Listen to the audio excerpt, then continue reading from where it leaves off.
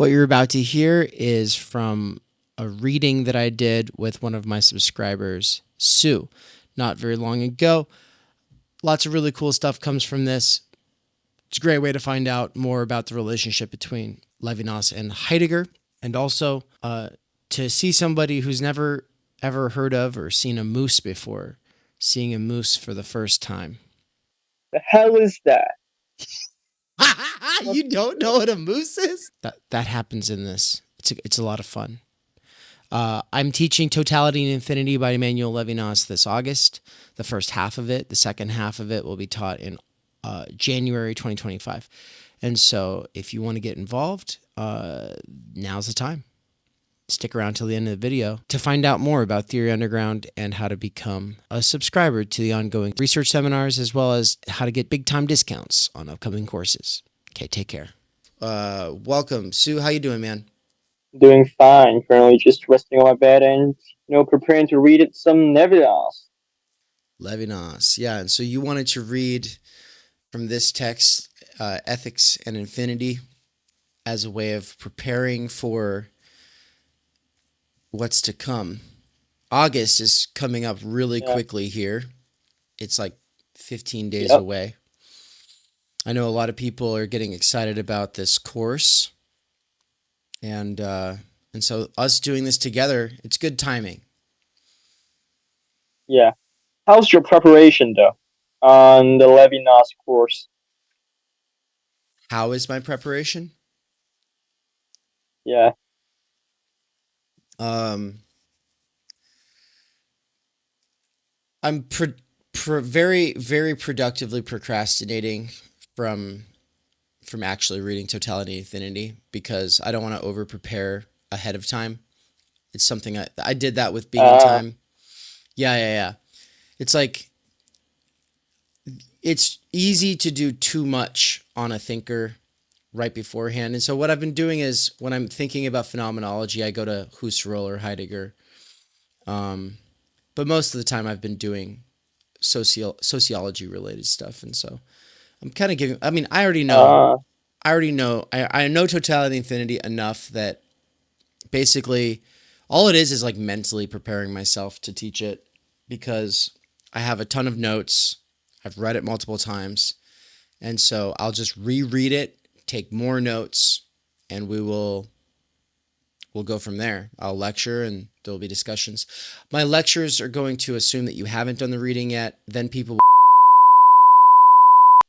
Okay, so you just dropped out of the call and now you're back. But long and short of it is, I don't think you should worry too much about it before the class actually starts, because you should use that impulse to do other things if you feel it, to actually do other things. But if you want to dive into Levinas ahead of time, instead of reading Totality and Infinity, I definitely recommend reading Ethics and Infinity or some of the essays from his collected writings. But this section today that we're going to be jumping into, we're going to skip the first section, which is kind of like Levinas on religion, and I think it's fascinating and there's really cool stuff in there, but I'm a lot more interested in diving into this section on Heidegger. These are our interviews with Philippe Nemo, and it's a great place to find Levinas speaking in plain speak. Sorry, what was that? Who's Philip? Philippe Nemo is a student of Levinas's, I believe. I'm not really sure. I'm not sure if he's written books or anything like that. We should find out, though. He might still be around. Yeah.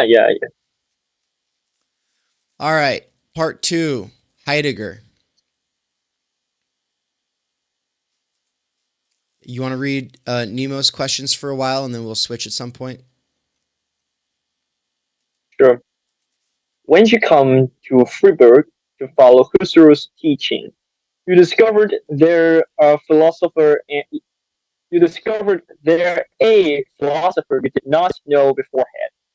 but who would have a capital importance in the elaboration of your thought? Martin Heidegger. I I just, dis- I this is discovered, Levinas. yeah, yeah, and I'll just read Levinas. You read Nemo, I'll read Levinas, yeah. And then we'll switch at some point. I discovered, in fact, Sein und Zeit, which people around me read. Very early, I had a great admiration for this book. It is one of the finest books in the history of philosophy. I say this after years of reflection. One of the finest among 4 or 5 others. Which ones? For example, Plato's Phaedrus, Kant's Critique of Pure Reason, Hegel's Phenomenology of Mind. Also, Bergson's Time and Free Will. My admiration for Heidegger is above all an admiration for Sein und Zeit. I always try to relive the ambiance of those readings when 1933 was still unthinkable. And I think we touched on this last time we talked, but I just wanted to highlight, from the beginning, this guy's saying that he discovered Heidegger, and he's like, no, I discovered Sein und Zeit. And I think that's that's exactly how I feel. And so I know most Heideggerians don't feel that way, but that is exactly how I feel. One speaks habitually of the word being as if it were a substantive, even though it is verb par excellence. In French, one says the before one says the being or a being. With Heidegger, verbality was awakened in the word being.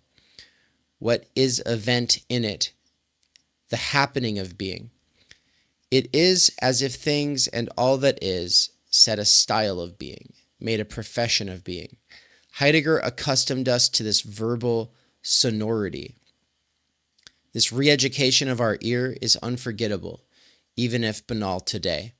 Philosophy would thus have been, even when it was not aware of it, an attempt to answer the question of the signification of being as verb. While Husserl still proposed, or seemed to propose, a transcendental program for philosophy, Heidegger clearly defined philosophy in relation to other forms of knowledge as fundamental ontology. What is ontology in this context? It is precisely the comprehension of the verb to be. Ontology would be distinguished from all the disciplines which explore that which is, beings, that is, the beings, their nature, their relations, while forgetting that in speaking of these beings, they have already understood the meaning of the word being, without, however, having made it explicit.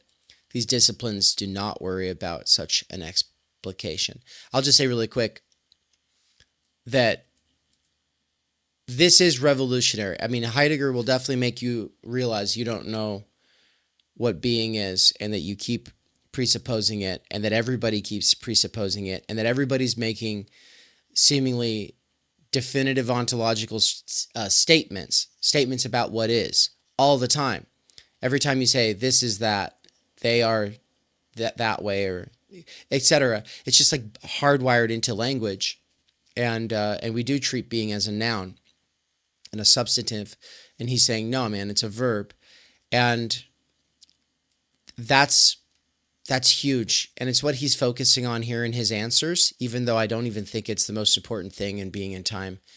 And I'm not even sure about Levinas's take on fundamental ontology, but let's play the believing game and just keep going with it.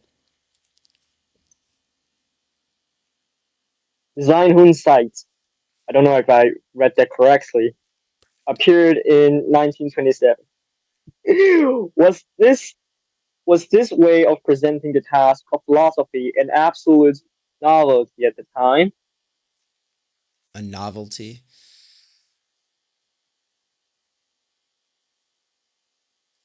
Levinas says, this is, in any case, the impression that I have maintained of it. To be sure, in the history of philosophy, it happens that after the fact, one rediscovers the tendencies which retrospectively seem to announce the great innovations of today. But these consist at least in thematizing something which it was not beforehand. A thematization which requires genius and offers a new language. What he's saying is that maybe everything that felt original in Being in Time was not original, but the thematization was original, which is to say, drawing together disparate insights and from different thinkers, from Dilthey to Kierkegaard and Nietzsche, to Husserl and Schleiermacher, like etc. So the thematization is this systematic approach that Heidegger has, his method for questioning, and the specific questions that ground out his work. The work that I did then on the theory of intuition in Husserl was thus influenced by Sein und Zeit, to the extent that I sought to present Husserl as having perceived the ontological problem of being, the question of the status rather than the quiddity of beings. I think quiddity means essence. Is that right? I always forget. So the question of the status rather than the quiddity of beings. Inherent nature or essence of something. Yeah, that's right. Yeah. So what does it mean to say?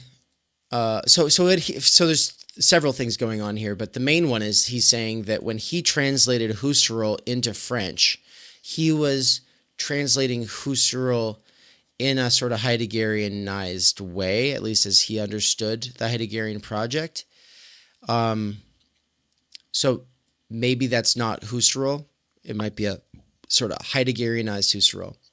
He says, phenomenological analysis, I said, in searching for the constitution of the real for consciousness, does not undertake so much to search for transcendental conditions in the idealist sense of the term, that it does not wonder about the signification of the being of beings in the diverse regions of knowledge.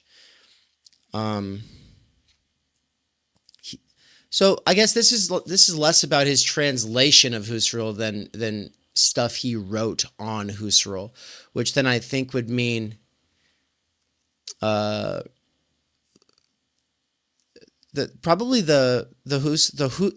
Levinas on Husserl, that piece that I read in a live stream with Nance. I think that's what is being referred to here, so people can go check that out. Maybe we can drop a link down below later. But I'm going to reread that. He said, phenomenological analysis, I said, in searching for the constitution of the real for consciousness, does not undertake so much to search for transcendental conditions in the idealist sense of the term, that it does not wonder about the signification of the being of beings in the diverse regions of knowledge. There's something funky about the way that this is phrased, and I don't want to get stuck on it, but it's tripping me up the way it's phrased. I think what he's trying to say, Yeah. I think he's trying to say that Husserl was less of an idealist. The way that he was presenting Husserl, he was less concerned with transcendental conditions and more interested in there being diverse regions of knowledge where beings would take on qualitatively different meanings, like trees are not the same as humans. Humans are not the same as fish.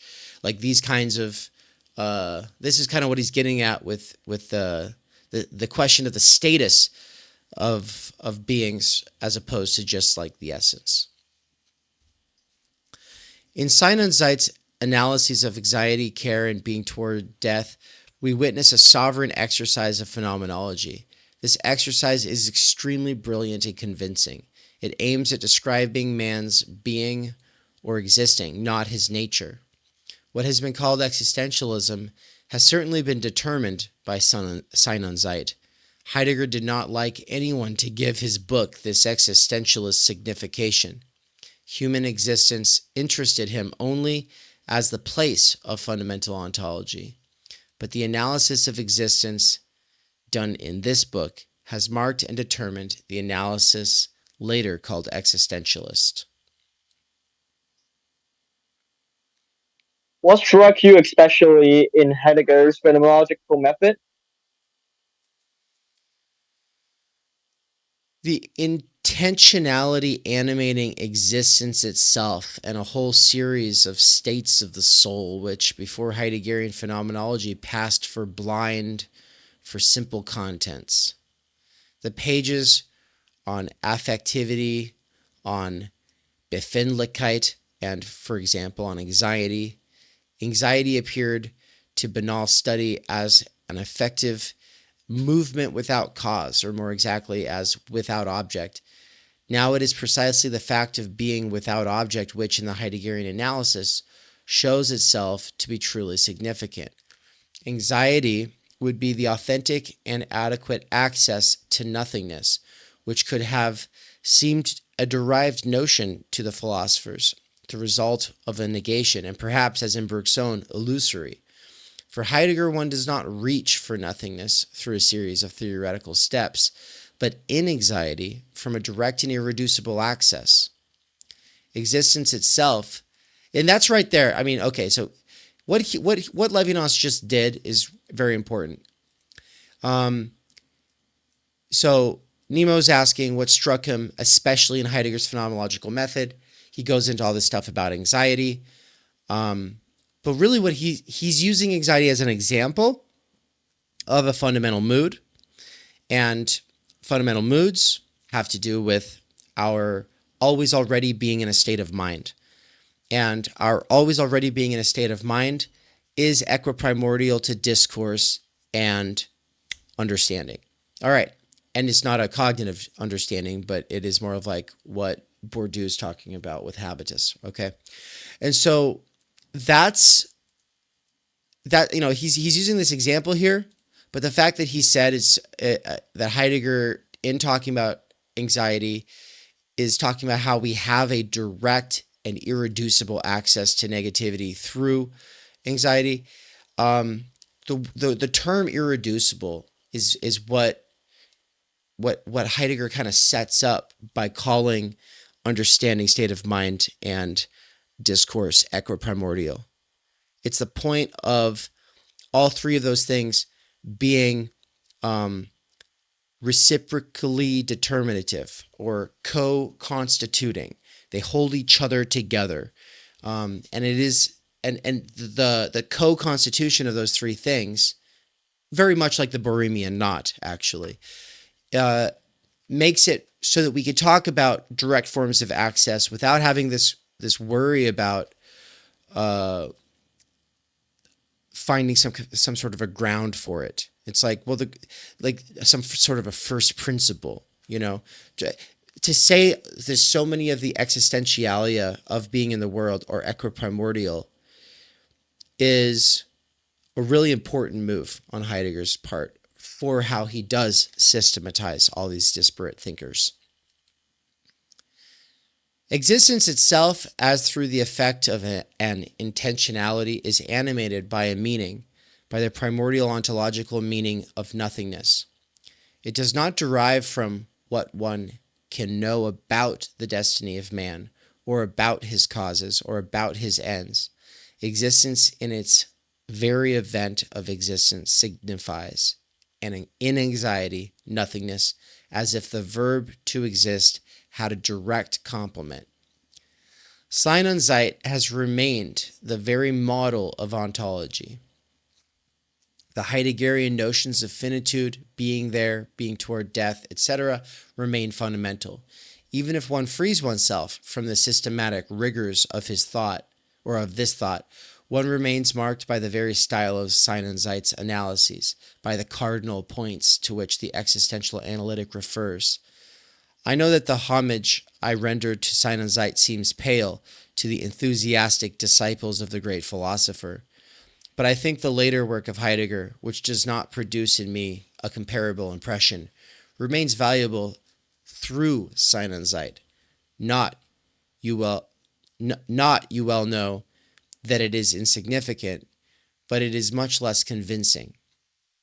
I do not say this owing to Heidegger's political engagements, taken several years after Sein und Zeit, even though I have never forgotten those engagements, and though Heidegger has never been exculpated in my eyes from his participation in National Socialism. Okay, several things happened here. Do you have any questions about them or anything you would like to touch on?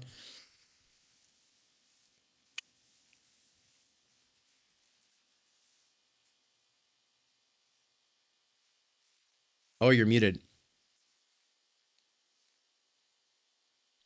I think that basically what Levinas is trying to say is that okay, Heidegger really developed his own way of thinking, more original way of thinking in Sein and Sight, and most of the topics and the way he thinks in his later works are like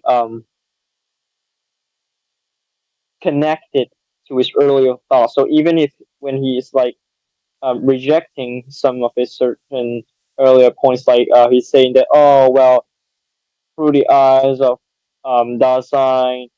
Well, that's a bit like man-centered metaphysical. So now, okay, I'm gonna bring up this idea of vagueness and start to talk about the events. Well, the way he talks about it really does still, in a way, uses his earlier thoughts. So I think that this is why Levinas doesn't think that his later works are as striking, as convincing as Sun and Sight. Mm-hmm. Mm-hmm. Yeah, and he's saying it's not the political engagement that made him disillusioned with the later Heidegger. It's just the fact that Heidegger's best work is Sein und Zeit, and that everything else only matters through that lens. Where it's like you can think about the question concerning technology. That's a wonderful essay, but it's almost like an elaboration on some ideas that were already in Being in Time. Now he's had some time to think about them and resituate it. Same with his essence on the origin of truth, or am I getting that mixed up with the work of art? Whatever. He's got the truth essay. He's got the art essay, both of which in the basic writings are great elaborations on aspects of being in time. Really.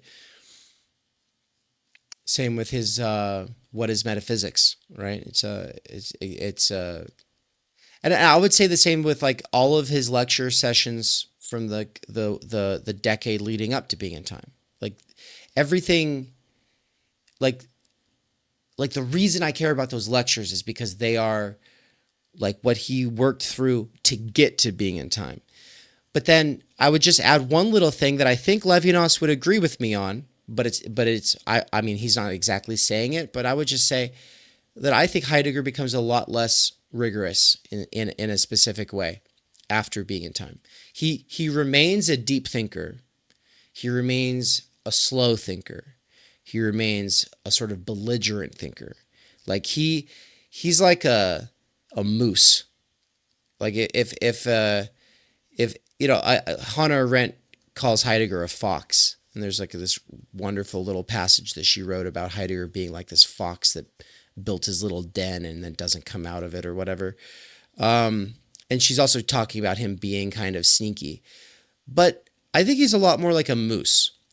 And moose are a crazy kind of creature. Do you have moose in Hong Kong? I'm guessing you don't. Um, I don't think I know what a moose is. Are you fucking serious, dude? Okay, they're like a deer, but really, really Why, big. bro? This is a moose. You've seen these guys, right? The hell is that? You don't know what a moose is? No, what Dude, the hell is that? dude, this is insane. They are the biggest, most beautiful, majestic, crazy looking creatures. They're like the elves of nature. Well, except that they're more like, I mean, I'm using Lord of the Rings references here.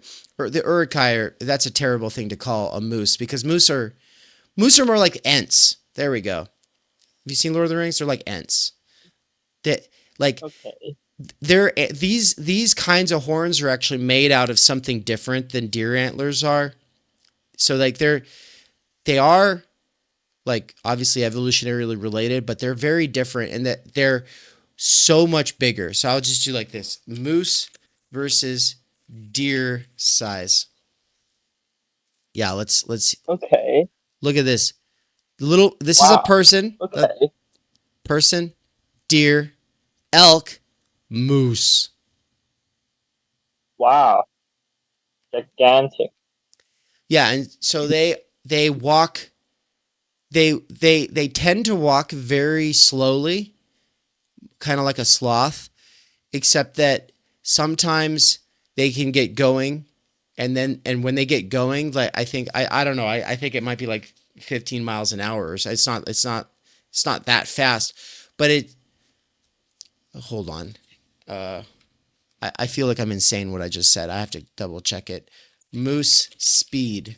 Okay. Let's see.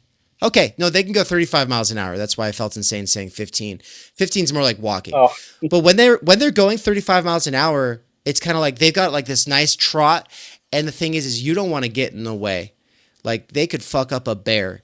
They could mess up anything. And the thing is like they're normally pretty peaceful, but if you piss them off, you're done, man. They'll just knock you out. And the moose have been known on certain occasions to charge trains. So, of course, they lose to the train, but yeah. I wonder why. yeah, but they're not scared. You know, moose aren't scared.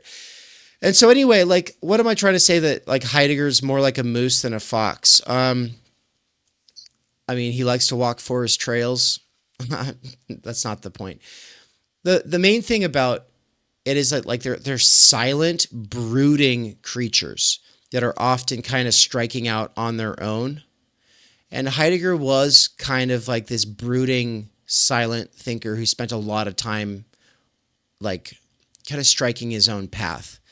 And and if he gets angry, it's not going to be a little spat, right? It's going to be like a deep, long, burning kind of intensity. And so, yeah, that I don't know. I love moose. I'm glad you now know about them. I mean they exist where I'm from. You know, like I grew up around them. Like I'd be out huckleberry picking in the summertime in the mountains, and we would sometimes see a moose. My brother once had to shoot a pistol into the sky to scare a moose away from us. You know, look at that thing. They're bigger than cows. You rest. What's that? Ah, you wrestled with that thing. Yeah, I would wrestle with that. Yeah, like people like if one of these is eating apples from your tree in the backyard, don't chase it. Don't try to scare it away. People do that sometimes, and they end up dead because if you go and you try to scare a Oh, moose away, the moose isn't gonna move. It's just gonna hit you. It's just gonna go boom. You're done. Like they're pretty peaceful, but don't start some shit with them. Yeah, man, it's kind of like not knowing about moose is kind of like not knowing about elephants. Like that's how cool they are to me. So, my God, I deal with like guinea pigs and hamsters all the time. yeah. You feel that way with guinea pigs and hamsters? Yeah. What do you mean? I mean, they're adorable to me. So Oh. yeah. See, I don't think that moose are adorable. I think that they are like awesome. Like they're truly like majestic. Like they're now that's not what I meant about Heidegger. I don't think Heidegger's awesome and truly majestic, but I think he's trying to think in a slow, deliberate, methodical, and I said belligerent way. He's blazing his own path, and and that sort of that character of his thinking never goes away. But and I was saying that there's a kind of rigor that he has in being in time, though, that is often lacking, I feel like, in a lot of his later work. which makes it so it's hard for me to get into his later work, because it just seems like he's riffing sometimes and just being poetic, and I can't really tell where he's getting his ideas from. Or in Being in Time, he starts with something and then he builds out from that. He goes, okay, well, we all experience this. Well, what makes that possible? Let's work back from this obvious thing to something that is even deeper and more obvious once you think about it for a while. And like he keeps doing that over and over and over again in Being in Time. But then later it's like he doesn't show you the work and he's just telling you what he thinks, it feels like. And so that to me is Yeah. that's the more scholarly to more guru style movement that we see in people like Alan Watts. Even Alan Watts becomes a guru later, but when he's younger, he's more of a more scholarly, rigorous, at least. Okay, yeah, great section.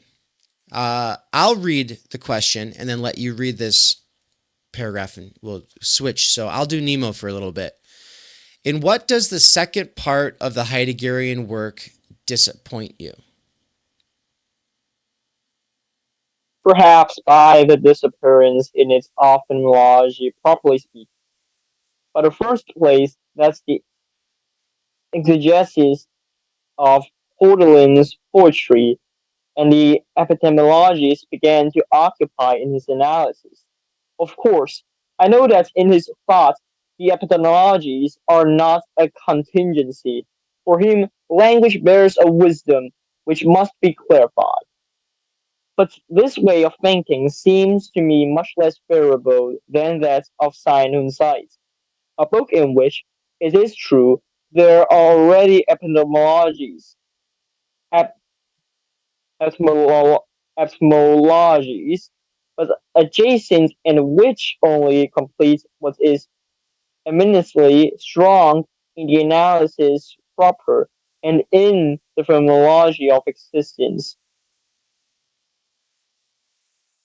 I would just, yeah. So that word etymologies, it's where he's tracing words down to their roots and trying to say, oh, well, this is what this word means. And then he, like, for instance, there is a passage in Being in Time where one of the clues he takes is like some example from Greek myth. I think that's a section about care. And it's just like, it's obviously not like this most scientific or rigorous approach. He does it very, very sparingly in Sight on Sight, but it is there. And that's what Levinas is pointing out here. And this whole the Heideggerian, Holderlin masturbation bullshit. Like, to me, I just couldn't give a fuck less about anything Heidegger has to say about Holderlin. And that's sort of heretical to some people. And to be fair, like Richard Capobianco is a great Heideggerian who loves late Heidegger, doesn't really care about Sight on Sight. So to all the people in the audience who love late Heidegger, or who are like at least wanting a strong defense of late Heidegger, you can go read Richard Capobianco. He's a great scholar. Okay. Language does not have this originary importance for you? In fact, for me, the set does not count as much as the saying itself.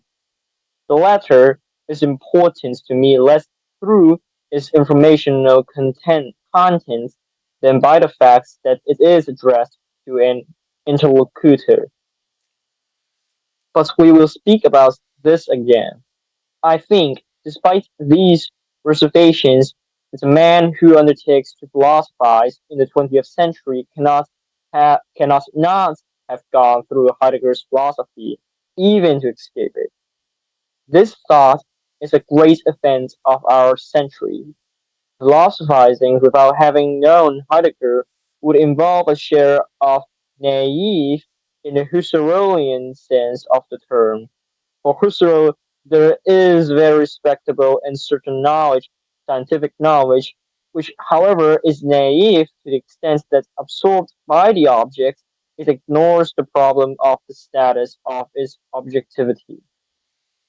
For Husserl, there is very respectable and certain knowledge, scientific knowledge, which, however, is naive to the extent that, absorbed by the object, it ignores the problem of the status of its objectivity.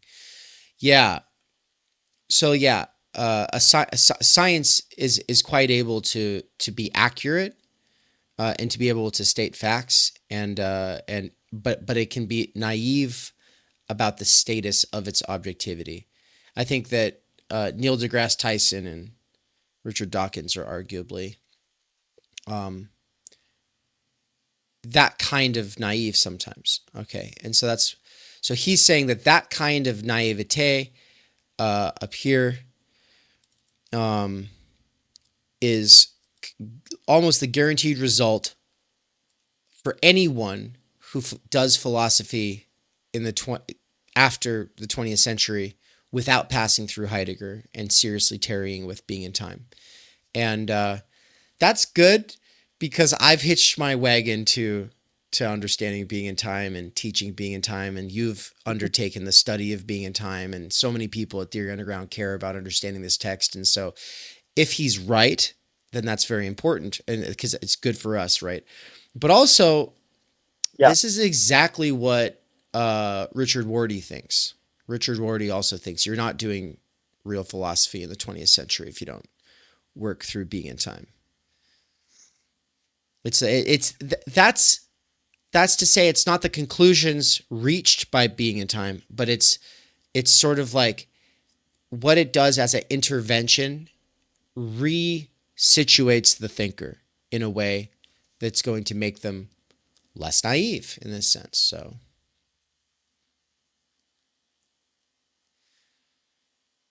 you would say of Heidegger, all things being equal otherwise, that Sartre said of Marxism that it is the unsurpassable horizon of our time? There are many things for which I can still not pardon Marx. In what concerns Heidegger, one cannot, in fact, ignore fundamental ontology and is problematic. Now, this is where I want to beat up Philippe Nemo. I can't believe that he doesn't push Levinas on the Marx problem. Levinas, okay, so Nemo's question was just like, oh, so would you say of Heidegger what Sartre said of Marxism, that it's the unsurpassable horizon of our time, like you have to work through it? Instead of saying, yes, that is exactly what I'm saying, which that is what he's saying, Levinas does this little aside. Oh, well, there's many things which I can still not pardon Marx. It's like, what? Go on. Instead, Nemo doesn't ask anything about that and just says, nevertheless, there is a Heideggerian scholasticism today. Okay, Nemo. That just shows us that Nemo has this axe to grind against Heideggerian scholasticism, and he wants to go in on that. And it's like, look, interviewers who just have an axe to grind and want the interviewee to go in a certain direction often miss beautiful moments like this, where it's like, when I'm interviewing, it's like I try to pay attention to stuff like that, where it's like, yeah, I have things I want to ask, but they literally just opened the door. Let's go through it. Okay. But the door here would have been, elaborate on the things that you cannot pardon Marx for, please. Instead, it's mostly left up to us to sort of try to imagine what those points would be, which we will be doing this year in the Levinas course. Anyway, so he says, nevertheless, there is a Heideggerian scholasticism today, which of course that would just mean Heideggerian scholars, they're just all they care about is sitting there like really getting into the words and the interpretation of Heidegger. They're not doing philosophy. They're just doing this sort of scholastic, reading it to read it kind of activity. Which takes the vicissitudes of the course of the ultimate reference of the thought. I must underline still another essential contribution of Heidegger's thought, a new way of reading the history of philosophy. The philosophers of the past had already been saved from their archaism by Hegel, but they entered into Archaism. archaism, but they entered into absolute thought as moments or as stages to go through. They were I am not reading that. That is well and truly Aufgehoben. annihilated. It's just, yeah, I think that this is this is the word for sublation, right? Aufgehoben is well and truly annihilated at the same time as conserved. In Heidegger, there is a new way, direct, of conversing with philosophers and asking for absolutely current teachings from the great classics. Of course, the philosopher of the past does not directly involve himself in a dialogue. There is an entire work of interpretation to accomplish in order to render him current. But in this hermeneutic, Dave, can you scroll down a bit? Oh yeah. But in this hermeneutic, one does not manipulate outworn things. One brings back the unthought to thought and saying. And that's the end. But let's unpack it a little bit. How did they keep the interviews so short? Or is this book all one interview and they just divided it up? I think that's it. So he says, I must underline still another essential contribution of Heidegger's thought, a new way of reading the history of philosophy. The philosophers of the past had already been saved from their archaism by Hegel, but they entered into absolute thought as moments or stages to go through, sublation, which he says that is well and truly annihilated at the same time as conserved. So that kind of just means that every idea, every perspective, every philosophy becomes something to be annihilated but conserved, right? This is absolute thought. This is absolute thinking. This is Hegel, and he's saying philosophers were saved from archaism by Hegel, but then they got stuck in this absolute thought thing. And then he goes, in Heidegger, there is a new way, direct, of conversing with philosophers and asking for absolutely current teachings from the great classics.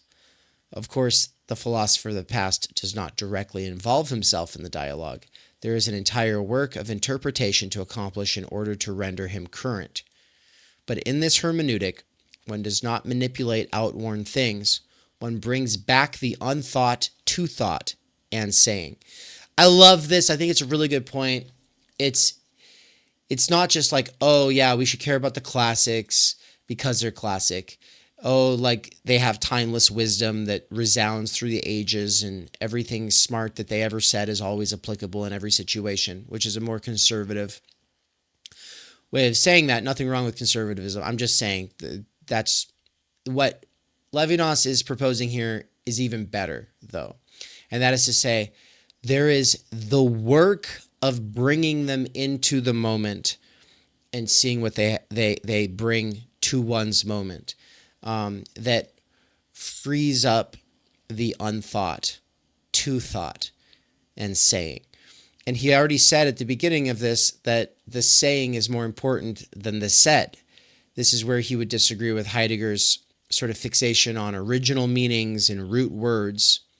For Levinas, what has been said is less important than the process of saying itself, which we could just call communication, except that communication has a lot of connotations that I know that Levinas would not like that he'll want to get away from.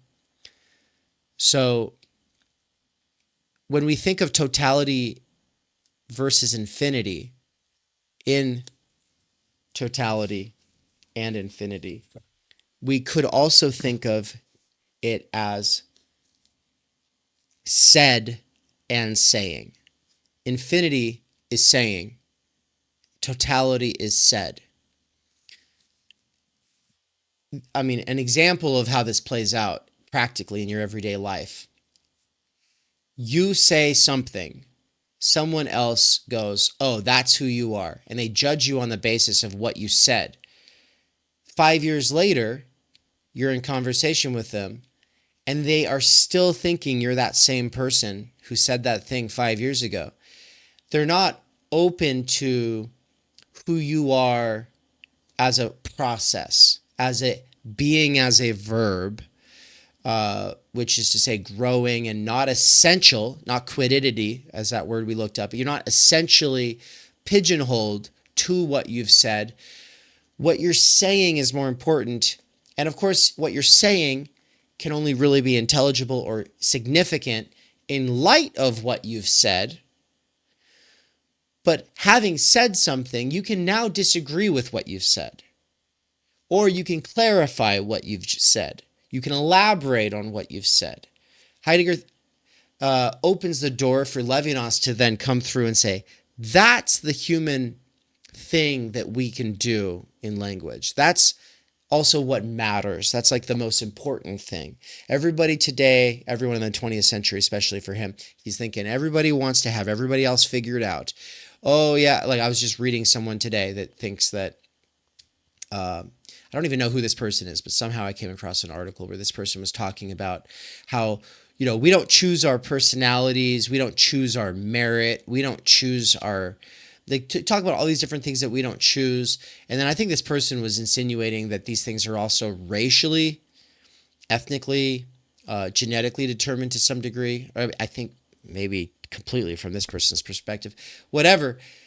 And to me, that just feels like a lazy way out of actually thinking. It also is a lazy way out of actually considering the conditions of possibility that make people's personalities and merit be what they are.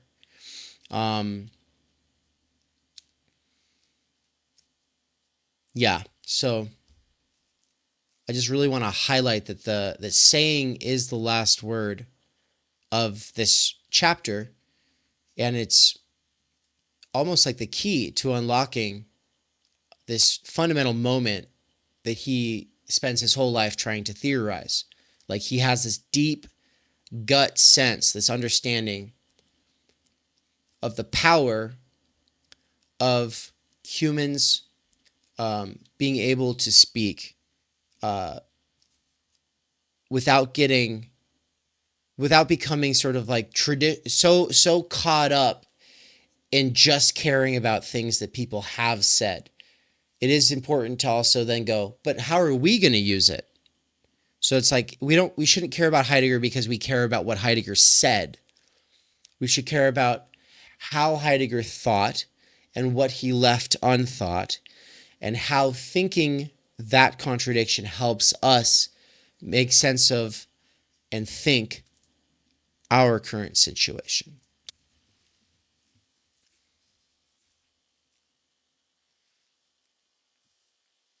Good stuff, man. So I think that's just about time. Good. Yeah, do you have any kind of Yeah, yeah. any kind of questions before we close out, or any thoughts? I don't think so. I just hate like having feeling like, oh, I have to ask something to try to prove that I'm actually listening the whole time. But no, I'm not doing this stuff, man. I'm not doing any of this bullshit. Yeah, no. So yeah, if So that's plenty to think about for now, and I'd be happy to do this again soon if we can find the time. I know right now it's like I haven't been able to do most of the exegeticals that I want to do with people, but this related specifically to something I do need to be thinking about, kind of getting prepared for this deep dive into Levinas.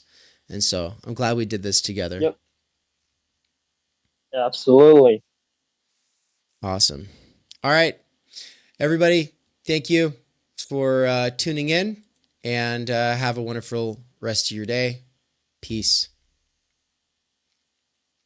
Thanks, Sue.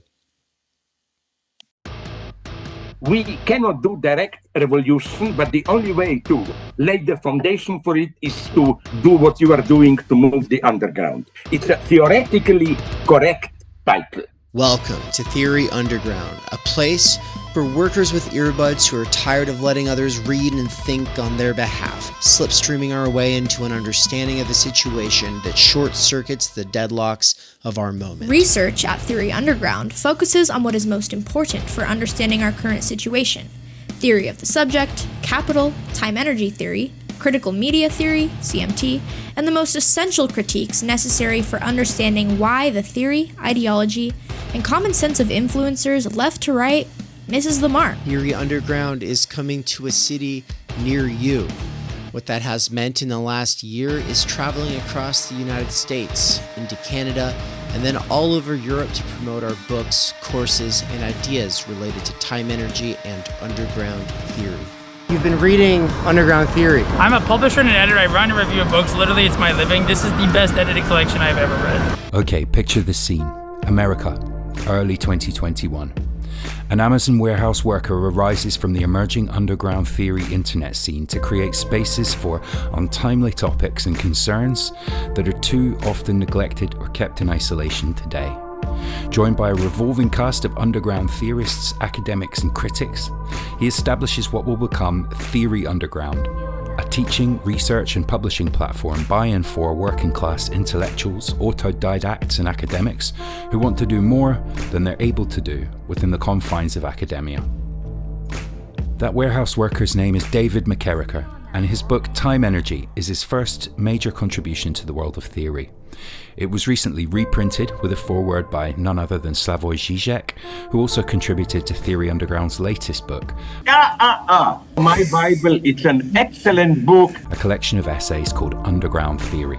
What you just heard is an excerpt from the Strange Exiles podcast, episode 23, where Bram from Strange Exiles interviewed me and Mikey. For those who don't know, Mikey is the author of the Dangerous Maybe blog. We are publishing one of his books here shortly at Theory Underground. He's also a lecturer at Theory Underground, and he's someone I've been friends and a collaborator with for over 10 years. But most importantly for you all, he's a fantastic lecturer, and it's a crime that he has to do wage labor right now. One of the long-term goals of Theory Underground has been now for a couple of years to hashtag free Mikey. That is something that I've been really pushing, but first I had to get freed from wage labor, which was achieved this year. That's right. Thanks to my monthly seminar subscribers, I was able to quit Amazon and do Theory Underground full time. Now I'm announcing the next big phase of the plan, which is the Mikey Down seminar. What monthly subscribers to the Mikey seminar are paying for is a survey of philosophy, including deep dives into Žižek, Land, Lacan, Baudrillard, Bataille, Lyotard, and ultimately the whole history of philosophy. We're trying to build like this ongoing seminar, right? And that's what I really like about this thing, where, you know, if I'm teaching a main text, that's something I got to focus on. I got to really, but the seminar thing, we can do this stuff all the time, where we dive deeper into concepts, we dive deeper into certain, you know, sections of books or whatever, and we can really do this nuanced stuff. I think that there's probably no better way for us to accelerate our learning in these areas than by slipstreaming Mikey. And that has been my belief for years and years and years now. It's official. You're able to help out. You're able to get involved. You're able to benefit directly from liberating him from wage labor. Get on it right now. Do it. Just go. Stop what you're doing. Go click the button, subscribe. This is what you do. Subscribe to him. If you're already signed up for the ongoing Theory Underground seminars, then that's the ones that I do with my wife, Anne. Though that's getting an upgrade, which means that I will be doing one session per month that is just me, and then I will also be doing the ones with Anne which are a crash course in sociology, anthropology, the social sciences, and ultimately Marx, Heidegger, Levinas, Bourdieu, imminently critiquing pop psychology, sociology, self-help, and ultimately the doxa of our time. But if you would like to be a subscriber to both Mikey's seminar and the seminar that the Snellgrove McKerrachers are doing, then the best way is to become a Tier 4 subscriber, or you can be a Tier 2 subscriber to each of us. The reason this matters is because Tier 2 is like pretty much the best bang for your buck. It gives you huge discounts on all of the courses that we do. But if you can't afford it, Tier 4 is amazing because it gives you Tier 3 access at both Mikey's seminar and ours. And finally, not everybody has time to be part of these ongoing research seminars, and they just want to fund the paid content for the YouTube and podcast. And so thank you so much to our patrons over at Patreon. They're the ones funding all the free stuff, so big thank you to Bert, Marilyn, Carl, Sahil, Zozandra, Nikolai, Darian, Tyler, and Mandeep, and all the other wonderful Patreon people. And thank you to all the other wonderful Patreon people. Thank you so much to all of you patrons, and also to the special subscribers and the paying subscribers. Oh my god! It's just so awkward. Thank you, Patreon. Patrons. Thank you, okay. And to all the other wonderful patrons. Thank you so much, all you patrons. And also a special thanks to the subscribers on the YouTube side, as well as the paying subscribers over at Substack. Why can't we do this? Fuck. You guys. Please. Just thank you. Thank you, everyone, for making this bullshit possible. Thank you to the subscribers. You do it. You did so good. Thanks, guys.